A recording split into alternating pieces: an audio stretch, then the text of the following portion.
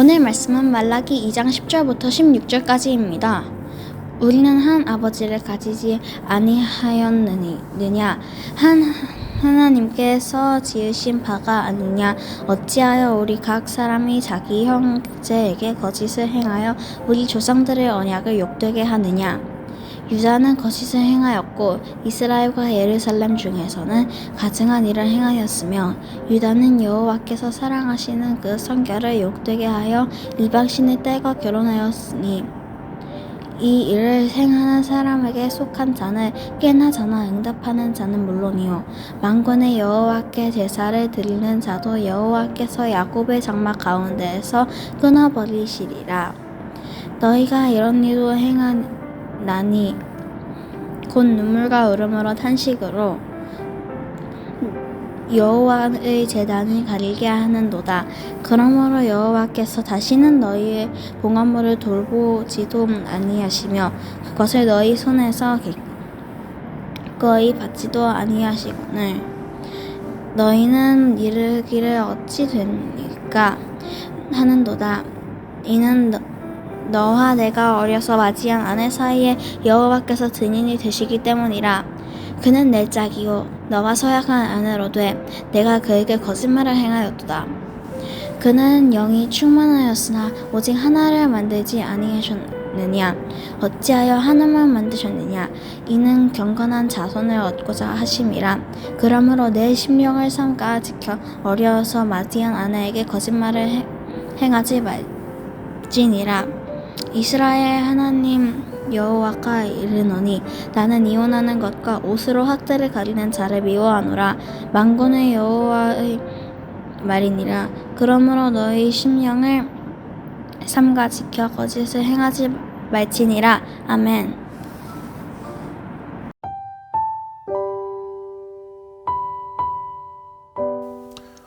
오늘 본문의 주제를 한 단어로 설명하라고 한다면 결혼이 될 것입니다. 결혼은 한 남자와 한 여자가 만나 이루어지는 일이기에 사람의 일입니다. 그러나 하나님의 백성들에게 결혼은 그저 사람의 일이 아닌 하나님과의 일이 되기도 합니다. 하나님께서 우리에게 결혼에 대해 명령하시기 때문입니다.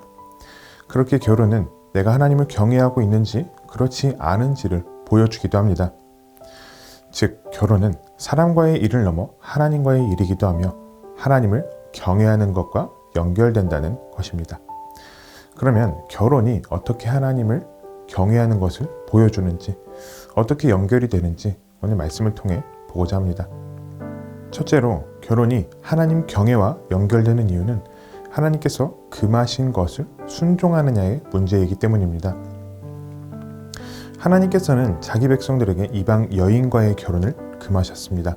그 이유는 이방 여인들과 결혼하면 그들이 갖고 있는 문화와 우상이 들어오게 되면서 배교를 하거나 혼합 종교의 모습을 띠게 되기 때문입니다.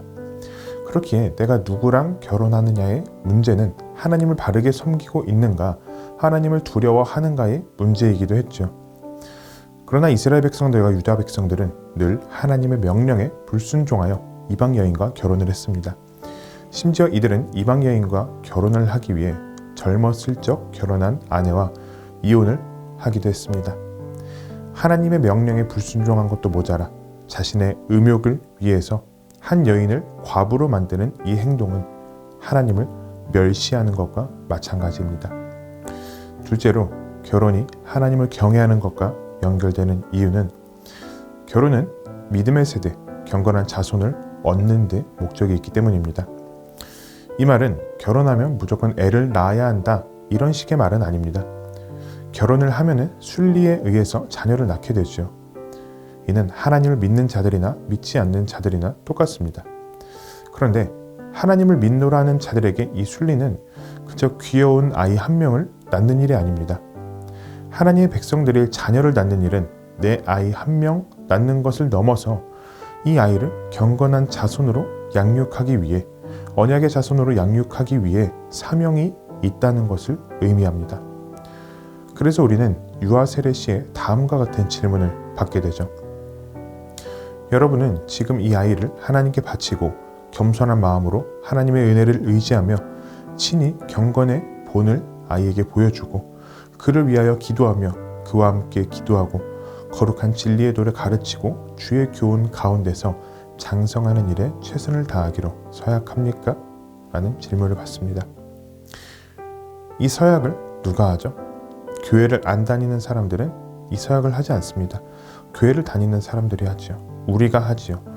따라서 하나님의 백성들에게 결혼과 출산은 믿음의 세대를 이어가는 것과 연관이 있습니다.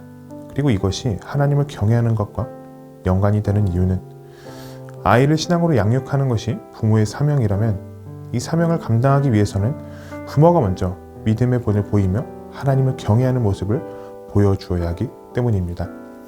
하나님을 경외함이 부모로서 아이에게 보여줄 수 있는 가장 좋은 신앙의 모범이 됩니다. 셋째로, 결혼이 하나님 경외와 연결되는 이유는 하나님께서 결혼의 증인이 되어주시기 때문입니다. 남자와 여자가 결혼함으로써 연합한다고 할 때 사용하는 단어는 히브리어로 다바크라는 단어를 주로 사용합니다. 이 단어는 착 달라붙다 라는 의미를 가지고 있죠. 이것은 뗄래야 뗄 수 없는 관계라는 말입니다. 따라서 하나님께서는 두 남녀가 뗄래야 뗄 수 없는 관계가 되었음을 증언하시는 증인이 되십니다. 그런데 하나님 앞에서 한 이 서약이 있음에도 둘 중 하나가 음욕을 품어서 이 관계를 깨고자 한다면 이는 하나님 앞에서 우리가 한 서약을 깨는 일이며 또 이 서약의 증인이 되시는 그 하나님을 무시하는 태도가 됩니다. 결혼은 하나님을 경외하는 우리의 태도를 보여줍니다. 결혼을 하기 전이지만 결혼을 생각하고 있을 때에도 결혼을 이미 한 상태에서도 모두 해당이 됩니다. 그리고 오늘 말씀을 통해 우리는 몇 가지 적용을 내려볼 수 있습니다. 먼저 결혼을 준비하고 있다면 우리는 신자와 결혼을 해야 합니다. 불신자와 결혼을 해서 전도를 하겠다고 하는 사람들도 있죠. 그런데 두 남녀가 결혼을 하면 나눠질 수 없기에 전도를 하고 결혼을 하는 것이 우선입니다. 신자와 결혼을 해야 하는 이유는 나의 신앙을 위한 것이기도 하지만 내가 낳을 자녀를 믿음의 자녀로 양육하기 위한 목적도 있습니다. 신자와 결혼해야 한다는 말이 고리타분한 말처럼 들릴 수도 있습니다. 그러나 세월의 흐름이 변한다 할지라도 우리 주의 말씀은 변하지 않는다는 것을 기억하며 우리는 이 말씀에 순종할 수 있어야 합니다. 그리고 결혼을 했다면 우리는 이 언약에 신실하기 위해 노력해야 합니다. 다양한 매스컴과 SNS를 통해 우리는 이 세상이 얼마나 음란해졌는지 압니다. 끊이지 않는 성매매, 불륜, 성폭력 등등 다양하게 들려오는 소식들이 이것을 보여주죠. 이를 보며 우리는 한숨을 쉬거나 혀를 차곤 하지만 우리도 이 현실 앞에서 겸손해질 필요가 있습니다. 나도 언젠가는 저 죄에 넘어질 수 있다는 것, 그것을 기억하며 이미 결혼한 자들은 더 하나님을 붙잡고 하나님께서 맺어주신 이 언약을 소중하게 생각하며 하나님을 사랑하고 배우자를 더욱 사랑해야 합니다. 나는 괜찮겠지 하는 순간 우리도 실수할 수 있습니다. 이것을 기억하며 하나님 앞에서 늘 겸손해야 합니다. 그리고 하나님께서 늘 우리를 보호해 주시기를, 하나님을 경외하며 죄는 더 멀리하고 하나님을 더 사랑하기를 간구하는 우리가 되기를 바랍니다. 말씀을 생각하며 함께 기도하겠습니다. 하나님께서 우리에게 허락하신 결혼을 통해서도 하나님을 경외하게 하소서. 나의 욕심보다 말씀에 순종하게 하시고 우리를 죄에서 보호하여 주소서. 오늘도 우리의 삶 속에서 하나님을 경외하는 청년 가족이 되기를 바랍니다.